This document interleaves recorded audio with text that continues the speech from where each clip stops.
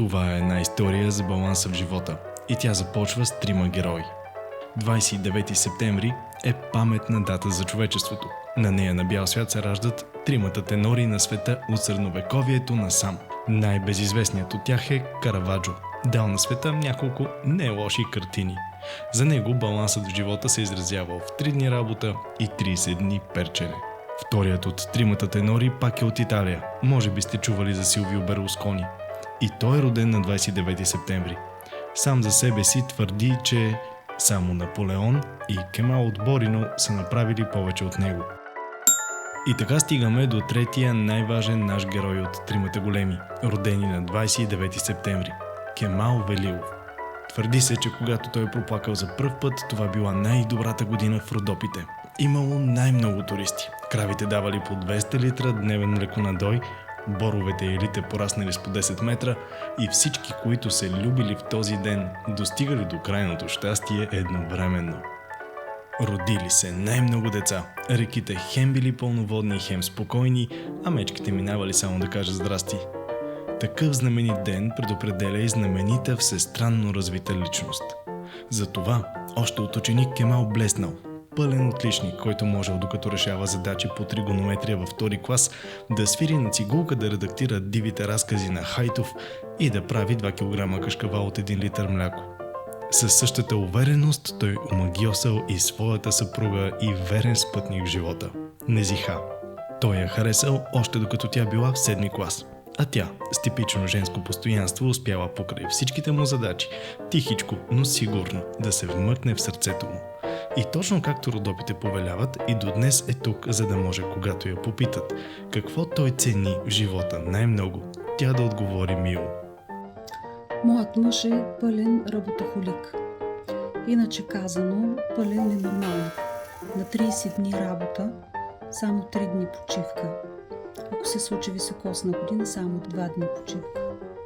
Кемал може да е обратното на Караваджо в баланса в живота, но пък е точно толкова перфектен в работата си, колкото италянеца в рисуването. Не случайно в 16 век в Италия на Караваджо са му казвали Кемал на рисуването. Тази история обаче беше за баланса, та нека не бягаме от темата.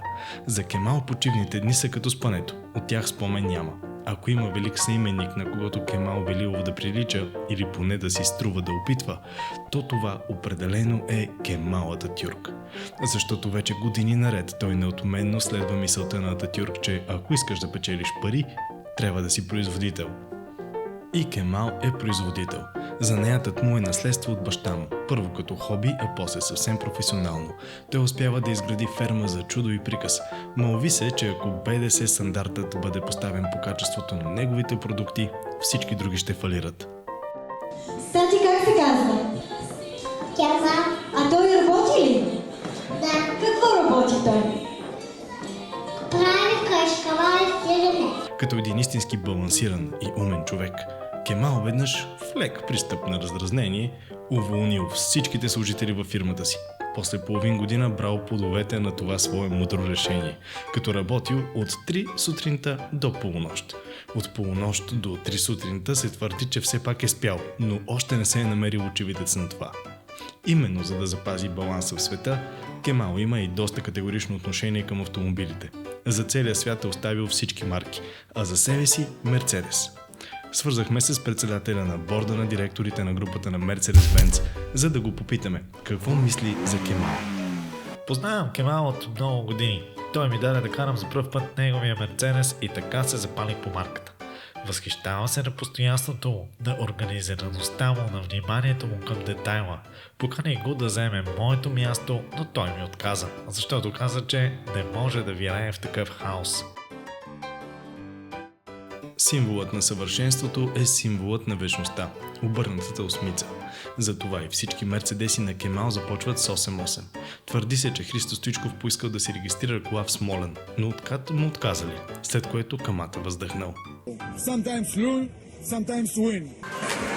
И те тримата са корумпирани. Кемал е такъв фен на Мерцедес, че и до ден днешен не е сигурен дали голямата му дъщеря не е доведена, защото решила да кара Ауди.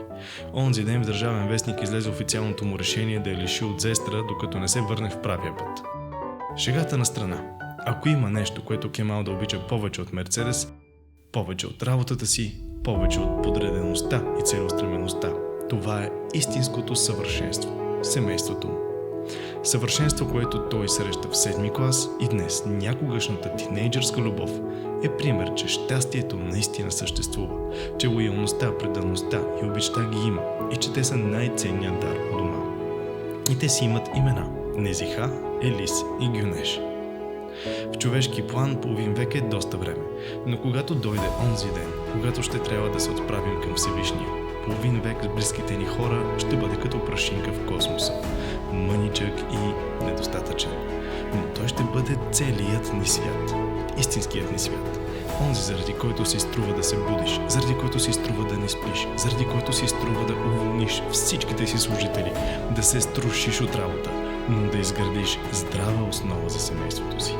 Затова днес, на твоя юбилей, празнувай, Кемал, и бъди честит. Ти имаш всичко най-ценно на света – семейство, прекрасни приятели и страст към живота като никой друг.